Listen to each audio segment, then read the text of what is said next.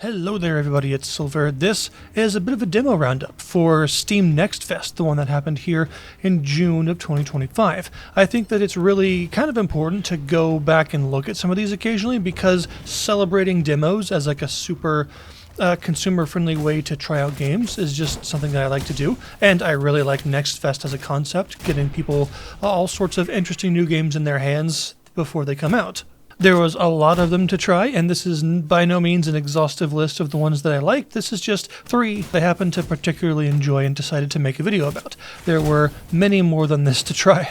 So the first game I took a look at is Shape of Dreams. This is a roguelite that's trying to merge MOBA mechanics into the sort of single-player roguelite experience, although it also has up to 4-player co-op.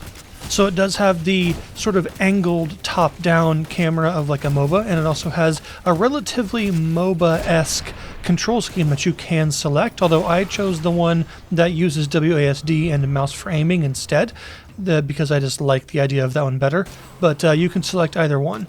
I really like the way this game looks. It's got this really pretty sort of glowy, dreamlike aesthetic to it with a little bit of like an astral theme. Like if you notice, for instance, your health gauge in the bottom left there has like a constellation that goes through it, so you'll see some theming of that. And I think overall it makes the game look really good. Even your map where you choose which rooms to go to is like a big constellation. So it definitely has a really nice cohesive art style that goes through it. But how does it play? Well, it plays like exactly what it sets out to be, basically like a combination of MOBA and roguelite. So you have several different characters you can choose from. Only a couple were available in the demo. But each character starts with a basic attack, a single memory, which is an active skill, as well as a passive. And this will determine how they begin, the sort of starting build that you may want to go for, but each character has several different possible builds, it seems like, with a lot of variety to them, so you're not really stuck to one playstyle depending on which character you're using. Because you've also got 2 empty memory slots, and as you're exploring through the levels, you'll find other memories that you can equip to those, so new active skills that give you new capabilities. But the customizability of your character doesn't end there, because each of the memory slots also has 3 smaller slots associated with it, and these are for essences. These modify the memories that you connect them to in various different ways. So just like finding new memories, occasionally while exploring you'll find essences that drop, and you can equip these on any of the memories you want. They're also not set in stone when you do equip them, so you can just press left control and you'll go into a sort of memory edit mode that allows you to switch which memories are in which slot, as well as what essences are attached to which memories. So this means that you have basically full fluidity of your build. You can constantly switch things around, and nothing is permanent as you first set it. This is a rarity for roguelites, where usually choosing new skills and stuff like that is sort of a permanent choice, but in this case you can swap stuff around all you want. You'll also find more memories than you can equip at any given time, and you can choose to disassemble any memories that are left on the ground after you decide what you want to keep, and this will give you some resources back. I noticed that with both of the characters that were available in the demo, they're both really, really different from each other. They have a completely different moveset, as well as different sorts of builds that you may want to try for them. You know, one of them was a ranged attacker, and one of them was a melee attacker for one, so that's already pretty different. But they also had different status effects that they could inflict on enemies, and different stacks of buffs that they could apply to themselves for different reasons. So there's definitely a lot of variety even in those 2 characters, and since there are going to be 5 characters in the full version, there's definitely going to be a pretty huge amount of build variety once you combine all of those possible memories that you can find and equip, as well as all of the essences that you can use to modify those memories.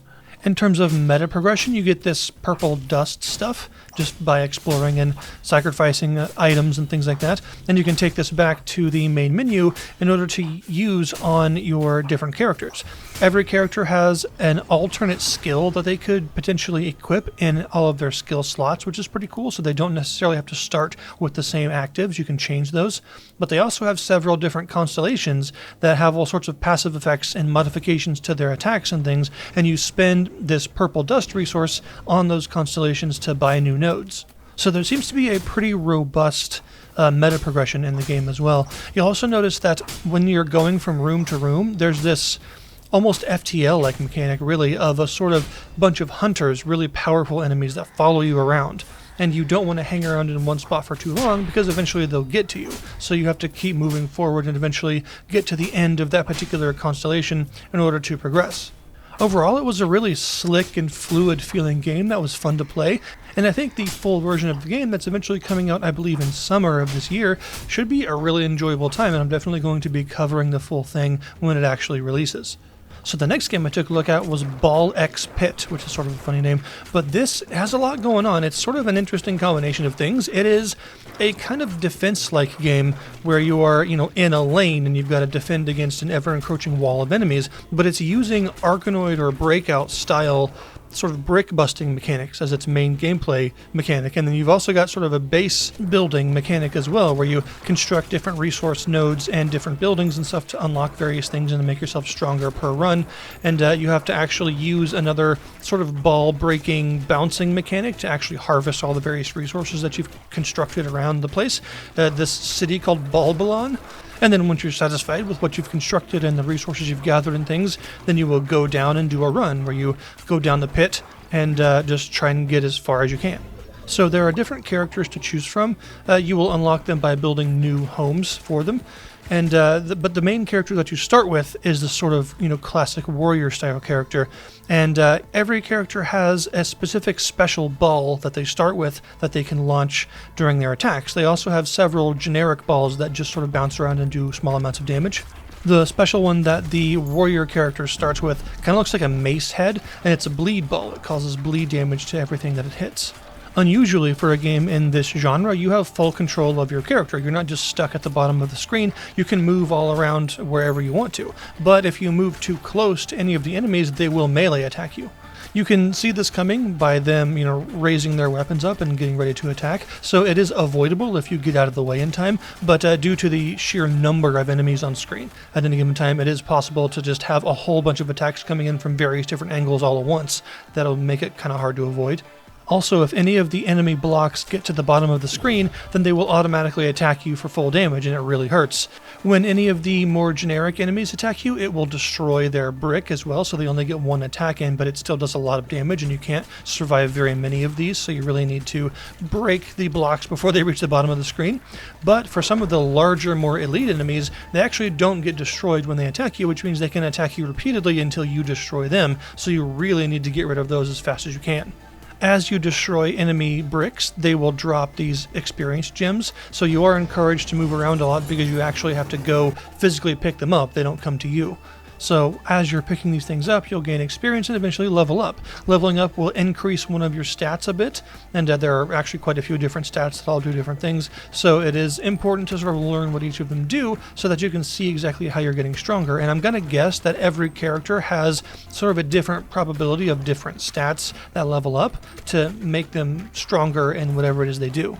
But as well as the passive stat increases, you also get a choice between various different things to take with you, mostly balls at first. So you'll get all sorts of new balls. You can only hold a small number of new ones, but in addition to the one that every character starts with, you can have quite a few total once you actually get going.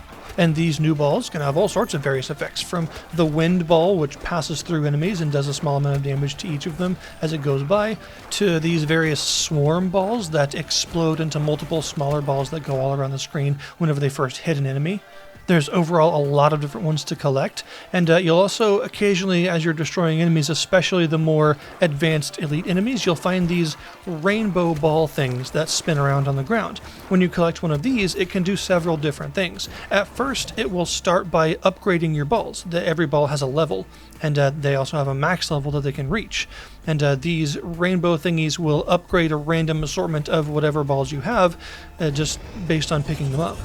But once a ball reaches max level, then you'll be able to do a couple of other things with it. For one, there's a merge option that these rainbow thingies have, which allow you to merge two balls together, and the resulting ball will have both characteristics, so it'll do whatever both of them do at the same time, but it'll only take up one slot. So this frees up a slot that allows you to get another new ball.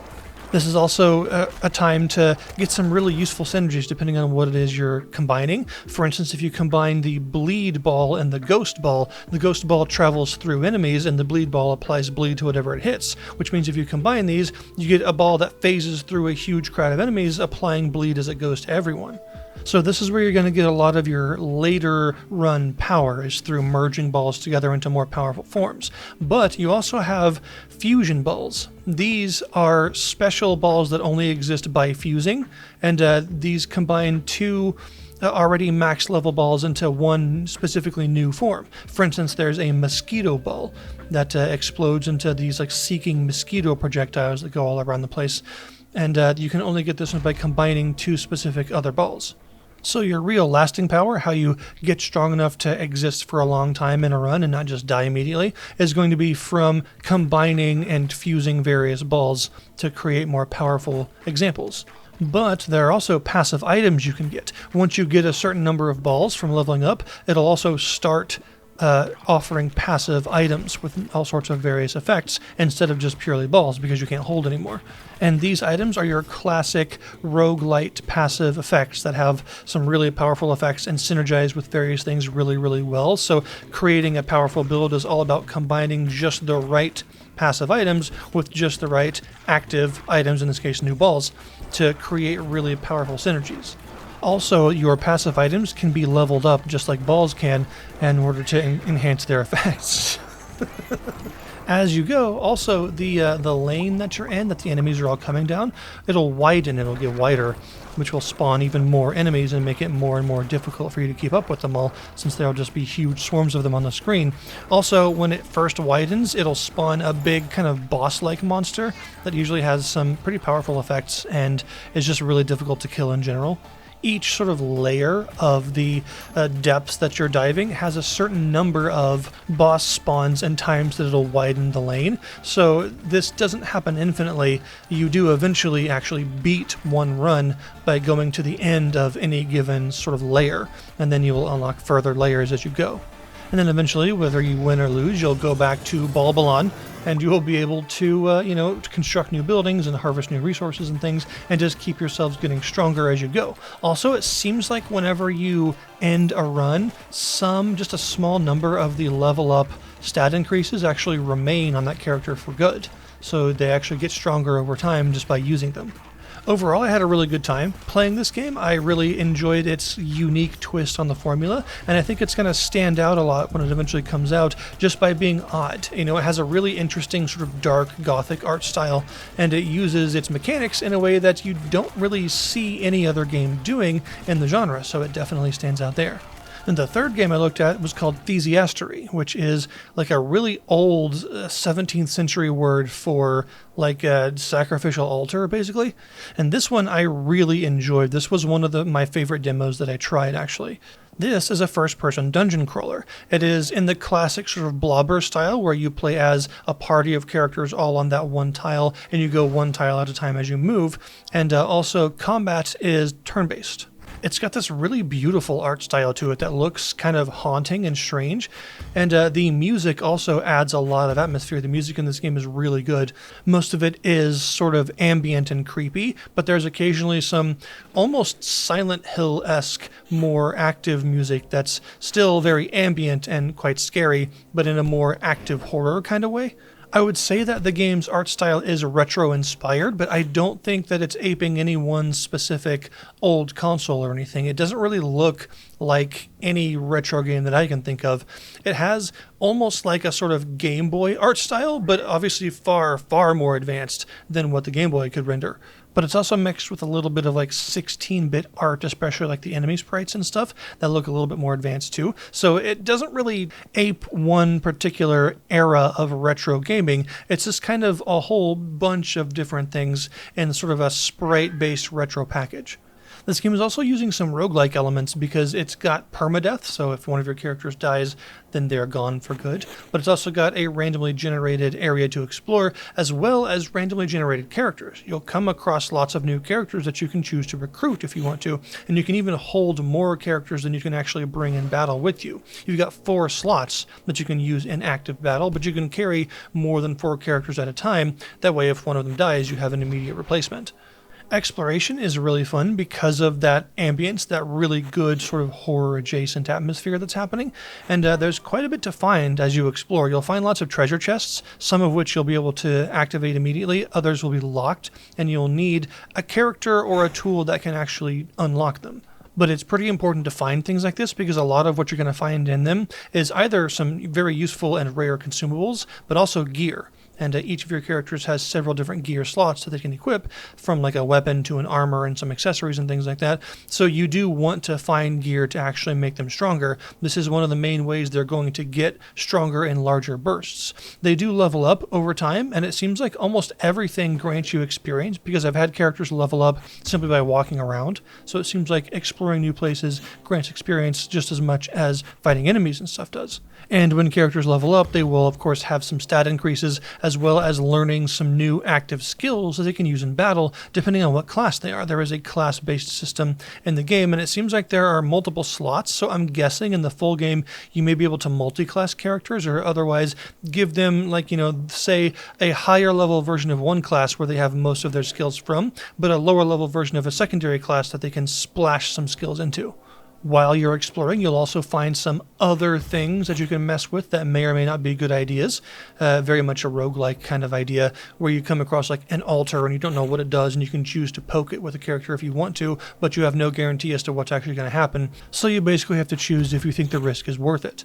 Also, as you're exploring, you will of course find enemies, and as I mentioned, the combat system in this game is turn-based, and you have a nice little turn order on the right side of the screen there that shows when your characters are going to go versus when the enemy's going to go. And you can fight multiple enemies on the same tile. This is oftentimes a bad idea, depending on how far in your run that you are, but other times it's actually a really good source of experience. So once you get stronger and more confident in your combat, then you can gather up multiple enemies. Every character has a basic attack that seems to get quite a bit stronger as they level up, and sometimes gain multiple attacks in one, which is really handy. And they also have various different active skills that they can use depending on their class. These are oftentimes very powerful, but they use a resource that is very limited. The resource is called TP, and every character has some. Obviously, like caster characters and stuff will have more of it than sort of warrior characters, but they all have a certain amount that will expand as you level up. And this is a very important resource to keep in mind, because a lot of the attacks that you can use this resource on are extremely powerful and will allow you to end a combat much sooner than you otherwise would be able to with just basic attacks. But this resource does not easily regenerate, so you need to keep how much of it you have in mind and often save it for more advanced and difficult enemies. There also seems to be quite a few different damage types, and each enemies can be resistant or weak to different types, so finding out what they're weak to is often really useful because the difference in damage is massive. If you hit a weakness, it does a huge amount of extra damage, and you overall want to do this as often as possible. I really like the exploration in this game because of the way the game uses sort of like a distance fog to obscure what's ahead of you before you get up to it. So you only really see clearly what's in front of you once it's relatively close to you. At a distance, you can't really see very well. I think this adds quite a bit to the exploration, and it very much affects enemies as well, because there are lots of different enemy sprites, and some of them are a lot more threatening than others, but you can't really see which ones you're going to be facing until you get relatively close to them because of this distance effect. I'm not sure if there's any sort of meta progression in this game. I have no idea if they plan on using anything like that, because that sort of stuff wasn't really in the demo, so I'm not positive. But based on what's currently here, at least, I can say this is a really engrossing dungeon crawler. It's got a lot going for it in terms of both its atmosphere and its relatively tactical combat. I would definitely be interested in looking at the full game once it comes out, because there's a lot here to enjoy, and just walking around and fighting a few enemies, you'll get a really good sense of the game, and that sense is one that's dripping with this atmosphere that it uses. There are also other NPCs that you can come across, mostly merchants, that allow you to trade things. There isn't a currency, you don't buy things. Instead, you trade an item that you currently have for an item that they have if you feel that that trade is worth it. This is another reason to keep lots of consumables on you, because you may be able to trade one of them for a really useful piece of gear later on. The maps seem to be quite large. Each floor has a lot going for it. There are also boss fights in between major transitions, and it seems like that each of the map floors is extremely visually different from the last. This is a very good idea. It helps to alleviate that dungeon crawler fatigue where you're crawling around corridors that look the same for a really long time. They seem to want to avoid that by giving you very different environments. So I had a great time with Thysiastery. I think that it's going to shape up to be a really very interesting game when it comes out, and I am super interested in looking at the full thing when it releases. So that's a roundup of 3 demos that I really enjoyed and had a great time trying out. I hope they were interesting to you as well, and keep in mind there are so many demos to try that if you want to go through and look for yourself, you'll probably find some even more stuff that I didn't mention that is worth looking at. But thank you for taking a look at the ones that I personally chose for this video. I hope it was useful. So thank you guys very much for watching, and I'll see you next time.